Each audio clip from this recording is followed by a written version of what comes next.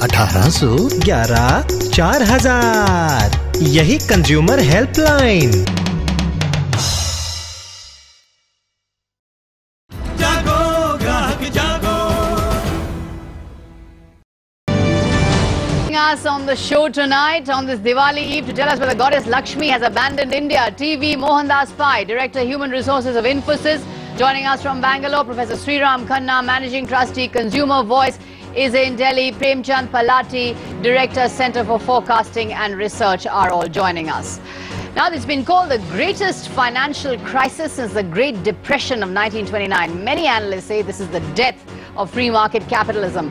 Others say it's the birth of a new set of regulations on the financial sector. How do the colossal financial failures of the West affect India? We at CNN-IBN, in partnership with the Hindustan Times, decided to carry out an opinion poll to understand what people are thinking about the economic downturn. The poll was conducted by GfK Mode in 7 cities: Delhi, Mumbai, Ahmedabad, Bangalore, Hyderabad, Chennai and Kolkata between October 21st and 22nd. A total of 1,431 street interviews were conducted. So here's the first finding of our poll. The question we asked: are you worried about the economic slowdown? 82%, that's 4 out of 5, said yes, they are concerned. 18% said no. Our next question was: have you been personally affected by the crash in the stock market? Now this is interesting. 47% said yes, but 53% said no, they have not been affected by the market meltdown. A small majority saying no, not affected. People in Hyderabad and Ahmedabad were most affected, in fact. Now the question we asked next was: where would you invest today? That was our next question. 37% said land or property, 34% said bank fixed deposits, 18% said gold, 11% said mutual funds and stock markets. Well, expectedly stock markets right at the bottom there. The next question we asked was: have people personally cut down on their spending, and what did they tell us? 43% said yes, but again this is another very interesting result. 50% said no. So 57, I beg your pardon, said no. And so 57%, now that is a very interesting figure, saying no, we are in fact not that worried. Now let's start with our discussion now. Let's go across to Mohandas Pai. Mohandas Pai, you know, you saw the findings of our poll over there, in fact, saying 53% saying not worried about losing your job, 57% saying no, haven't cut down on spending, and 53% saying no, have not been affected by market meltdown. So are we right to conclude that sentiment is universally turning very poor and very bad, or is it a much more robust, commonsensical approach among Indians? Well, I think we are seeing bad news on TV every single day and in the newspapers because we are part of the global community now. That is a large part of India. The educated middle class is part of the global community, and I think it's creating more fear and a sense of anxiety than the reality on the ground. The reality is that people are not being hurt much. Their incomes are secure so far. Yes, the stock markets have come down and not many people in India invest in the stock market, but the overarching news that you get from media is that the world is almost coming to an end. So every time you open the newspapers, you look at TV, you find that there's some economic condition becoming bad, and I think that's creating anxiety. So if you talk to people across the board, the people from the educated middle class holding good jobs feel much more anxious. The people from the lower middle class and the government sector don't feel anything. So I guess it's a very divided opinion that you see across the board. Right. And I think as things go by, you know, we could see a further deterioration in the situation, and I think we have to wait and see. Right. Well, let's hear now from our consumer expert. Actually, Sriram Khanna, a top Delhi editor, was telling me last night that usually on Diwali he gets 1 bottle of whiskey. He gets 10 bottles of whiskey. This time he's just got 1 bottle of whiskey. So, has spending really gone down, or are Indians too big spenders to really go back to austerity and go back to Nehruvian social? You see, the Indian consumer who works very hard in his office and whatever he does, earns money, and he spends it very wisely. Whenever he sees a threat on the horizon, whether that is a virtual threat or a real threat, he actually changes his consumption pattern into saving more for the rainy day And that's what is happening. I agree with what your survey says, is that a section of the people have been affected by the fear psychosis. And that psychosis is on the Dalal street. Let's not forget, Sagarika, less than 5% of Indian families are involved with any kind of shares and mutual funds. Bulk of the people still have great faith in fixed deposits, and they are giving bumper returns of 10.5% today in the State Bank of India. And also, they are investing in land and real estate, not today or yesterday, but for times immemorial. Right. Land has been a symbol of wealth, and if consumers have savings, that's where it goes. But is there a loss of trust? A loss of trust in the stock market? You know, the stock market was seen as the great barometer of our economic progress. I wouldn't say that. I wouldn't say it's a lack of trust. They do believe that the stock market is meant only for the lion-hearted. Those who have lion hearts, who are willing to take risks and get hurt. 95% of Indians don't go down that street. It's this small number of people who take a part of their savings and go to these markets. They still have a portfolio of investments in land and fixed deposits and gold and so on. That doesn't mean every Indian is affected. It's a very small percentage. But as our friend from Infosys was saying, the bad news is on every channel, and therefore even those people who are not affected, they get scared. I mean, for example, if there is an earthquake in Kutch, people in Kerala start feeling insecure. So that's really the story. The real bad story is in USA. If the recession is going to take root, third quarter figures in USA drop, and 3 successive quarters show bad results, US is going to be in recession, and that means at least 2 to 3 years of recession. Because I have never seen an American recession end before 2 to 3 years. And if it becomes OECD-wise, it goes into the Eurozone, it will affect India marginally. And only those sectors which are exposed globally, you know, companies of my colleague who just spoke from Infosys, other export industries will be hurt. Right, so let's to that extent, India will be hurt. The export industries will certainly be hurt. But on the other hand, FIIs are pulling out. Let's hear from Premchand Paleti, Director, Center for Forecasting and Research. Mr. Paleti, what do you feel about the views raised by Sriram Khanna and by Mohandas Pai that this is in some senses a media-created crisis, a middle-class crisis, or is there in fact a genuine trickle down to the non-organized workers? No, that's true. You see, it's a failure of capitalism actually. They're not invested properly in research, fuel, food and environment. In these areas needed investment in research. That has not been done in past several years. And it's been more on investment on consumption. So what we see is of that. So in fact, now the big call is for the government to spend money on infrastructure to create demand in cement, create demand in steel, so that the demand rises and investment is created. But what is that going to do to our fiscal deficit? Of course, all those questions will come up later. But let's get you our next question on the poll. Are you worried about losing your job? That's the question we asked. And here's what we found. 47% said yes, but again, a robust answer, 53% said no. So a small majority again saying no. The other question we asked was, is it right for companies to cut jobs? 21% say yes, and very predictably 17%, almost 4 out of 5 say no. Mohandas Pai, again we have a majority there, 53% saying we are not worried about losing our jobs. Now, is this realistic? Are Indians smoking some kind of happy drug? Should they be more realistic that yes, in fact, if businesses cut back, there will be job cuts? Well, Sagarika, it's true that if the economy comes off, there will be some job cuts. I mean, it will be in some sectors which are export oriented, and we see it in the garment industry already happening because orders have been cancelled. But it's not going to be very widespread. Remember, this is an internal consumption driven market. This is not totally an export driven market. We have a very small share of exports to GDP, unlike China. So there will be some pain in case things go from bad to worse. But even in spite of this pain, we'll still grow 6 to 7%.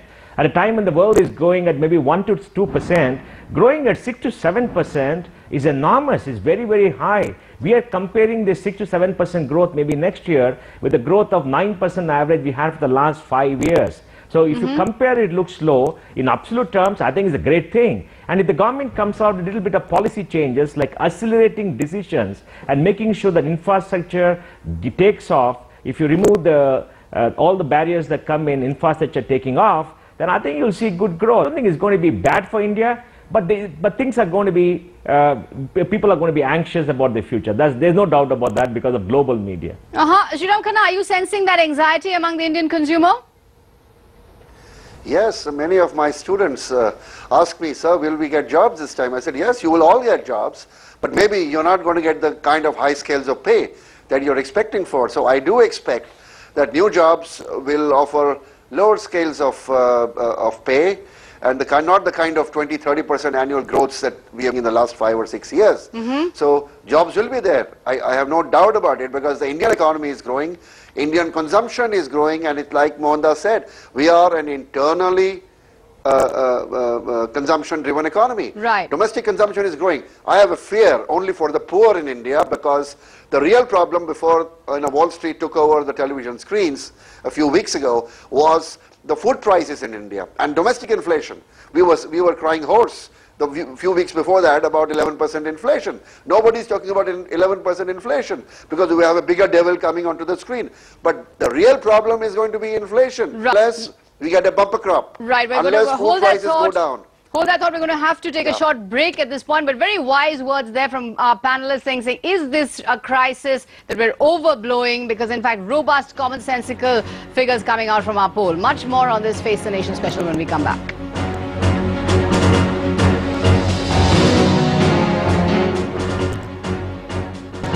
Welcome to Face the Nation, where we are bringing you the exclusive results of an opinion poll on the downturn in partnership with the Hindustan Times. Has Goddess Lakshmi abandoned us this Diwali? Well, the next question that we asked on our poll was, do you think nationalized banks are safer than private banks? 54% said yes, 46% said no, both are the same.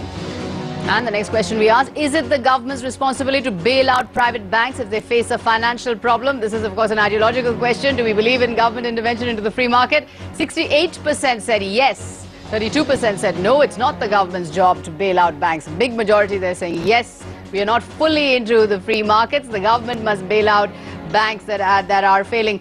Let's go across to Mohandas Pai. Mohandas Pai, we heard Sriram Khanna earlier saying that in fact export industry is going to be affected. We know that IT is very reliant on export. So what are you counseling the young engineers of Infosys at the moment? Are you telling them, listen guys, time to tighten your belts, don't dream too big, just be happy with what you have? No, we're telling them keep your passion, keep your energy, and keep working hard, keep innovating, because things are going to turn around faster than you think. We are seeing some uncertainty in the marketplace, so people are not taking decisions. And as soon as things settle down, and will settle down in the West, I mean, people will get used to lower growth because the central banks are pumped in so much of money. $3.3 trillion have been pumped in. So we will see work coming offshore in a large measure. So we're telling them, keep your passion, energy up, be productive, be innovative. Things will turn around faster than things. I think it's going to work. So our scenario is different. Yeah, tell me. But do you think that in many ways a dream has been sold to these young people? That for too long the economy was like a bubble. It was like a 4-year bull run, and the employers and employees were both selling each other's dreams, and that kind of mental transformation has to now take place. There has to be a dose of reality now. Well, there has to be a dose of reality. Everything is not going to be one way. And in the last 5 years, people have not seen a downturn, and this is the downturn. But remember, Sagarika, globally, this is once in a 100-year event. This is not an event which happens every 5 years, every 10 years. This is an event of huge proportions. Once in 100 years, the whole financial system of the globe is under stress. You're seeing banks with a $1 trillion balance sheet disappear in 24 hours. We never heard of that. Nobody has written about it. Nobody has even thought it's probable, but it's happened. And you have to pump in enormous amounts of money. So this is very different.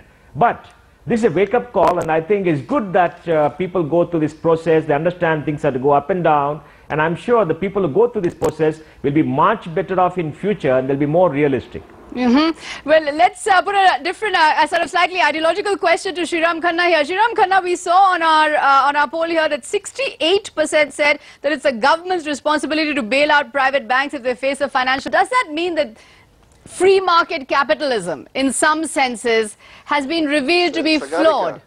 Sagarika, the Indian consumer is very clear. In the last 7 or 8 years, whenever there has been a problem with any private bank or a cooperative bank. It's the RBI and the government of India which have come around and said, hey, you are going out of line, you have to merge. And remember, how many of these banks have actually merged, have been forced to merge? Let me tell you, nothing of the sort that has happened in America vis-a-vis banks is expected to happen in India. But does the government of India have money? Does the government of India have enough cash to bail out these banks and to pump in money? No. It's not a question of bailing out these banks. What has happened is, in the past, the weaker banks have been merged with the stronger banks.